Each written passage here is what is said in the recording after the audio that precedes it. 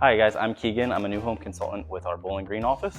I'm going to answer some of our most popular questions with building a new home. Do I have to start with a Schumacher plan?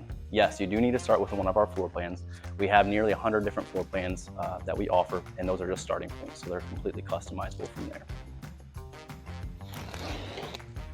Number 2 is, how many changes can I make?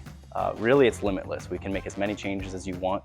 All of our floor plans are completely customizable. We can look at prefigured ideas that we've done with other customers, or we can customize them to your specific needs. Is there a cost to receive a price quote? Absolutely not. It's completely obligation-free, just a way to get all your ideas of building on paper and out there in the open.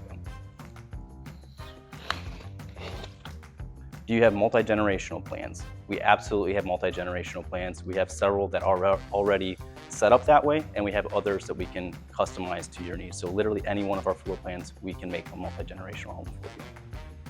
Thank you.